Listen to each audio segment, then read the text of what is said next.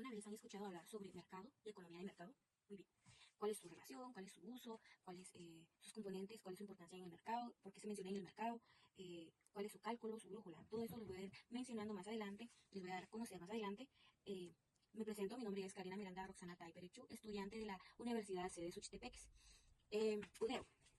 En esta presentación les voy a dar a conocer sus primeras funciones de qué es, cuál es la relación del cálculo económico en el mercado. Entonces, el cálculo económico permite comparar los costos y beneficios de diferentes opciones de producción y consumo. Esto solo es posible en una economía de mercado, donde los precios expresados en dinero reflejan el valor relativo de los bienes y servicios. Sin esos cálculos, no podrían producir o no podrían hacer un cálculo racional sobre qué producir, cómo y para quiénes. Entonces, eso quiere decir que es necesario hacer un cálculo antes de dar a conocer cuál es el presupuesto o cuál es la cantidad exacta que da, sí, antes de hacer este cálculo.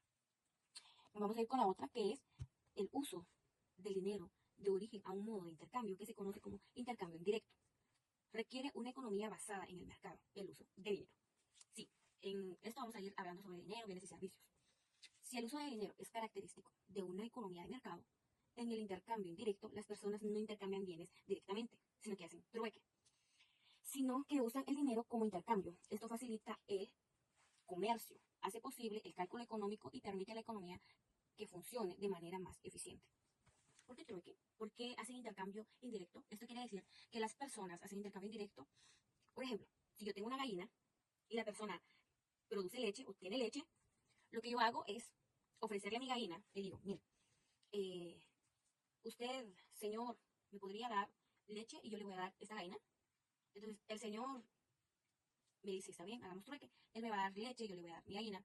Entonces, eso quiere decir que ni yo ni él se va a quedar con las manos vacías. Eso hacían las personas de ya antiguas. Hacen trueque, hacen bienes y servicios. Cambian sus bienes y servicios a cambio de otros bienes y servicios. Entonces, eso quiere decir que no cambia. O sea, que la persona que intercambia no se queda con las manos vacías. Cada quien sale beneficiado. Ahora, ¿qué es el mercado? A eso nos referimos. El mercado es el conjunto de transacciones voluntarias que realizan los individuos al intercambiar bienes y servicios. No es un lugar físicamente necesariamente, sino un sistema donde los precios se determinan por la oferta y la demanda.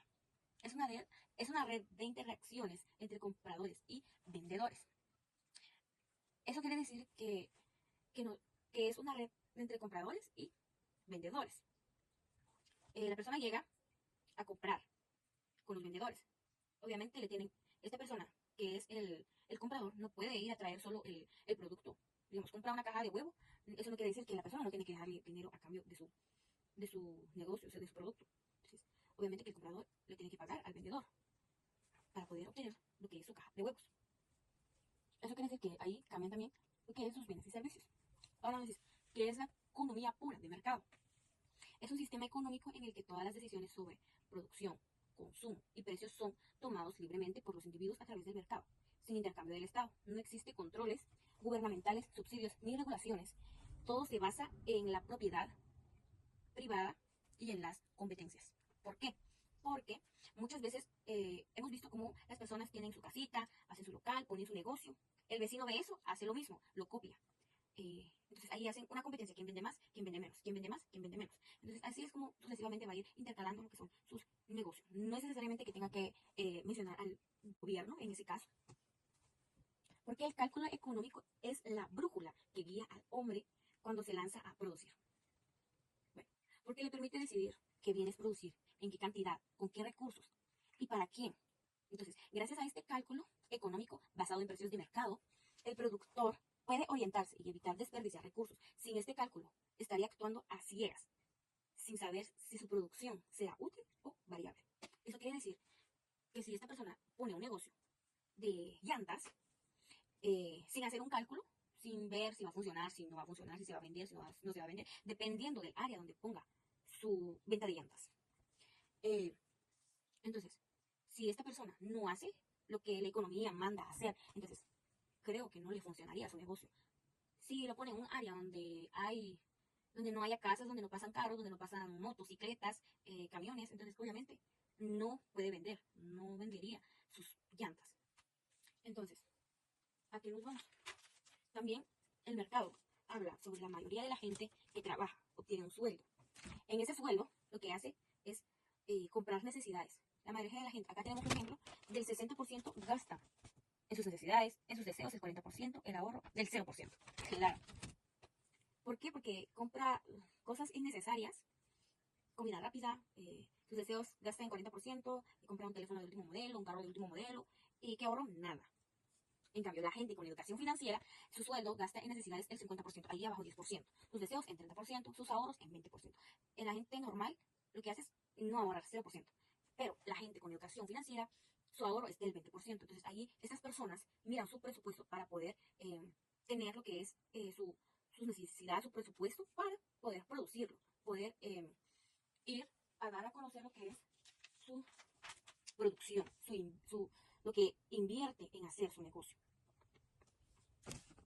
En un año podríamos ahorrar el 10% de nuestros ingresos. Podría ser en un año.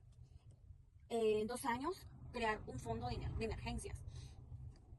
Podemos ir, en un año vamos a ir depositando en nuestro fondo de emergencias, ir depositando 10 o 20 quetzales, si es mucho, 5 quetzales. Vamos a ir ahorrando, ahorrando. Gastamos 20 quetzales en comida, por ejemplo, y 5 quetzales depositamos en nuestra cajita de ahorros.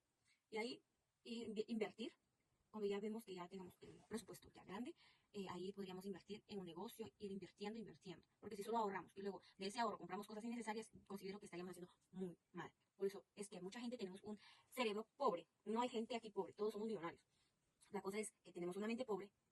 ¿Por qué las personas ahorita, hay personas que son millonarias? Porque ellos invierten, les gusta mucho la deuda, se endeudan, pero eso sí, en esa deuda que sacaron, hacen un negocio, invierten en un negocio, obviamente pueden ir pagando lo que deben y ir ganando, ver cuáles son sus ganancias, cuáles van a ser sus gastos y así ir apartando y ver qué cantidad dar para su deuda. Eso fue todo, espero que haya quedado claro. Esto es lo que el licenciado Romeo nos ha ido enseñando. Muchas gracias por el conocimiento que nos ha estado dando en estos semestres que han pasado. Muchas gracias, hasta una próxima.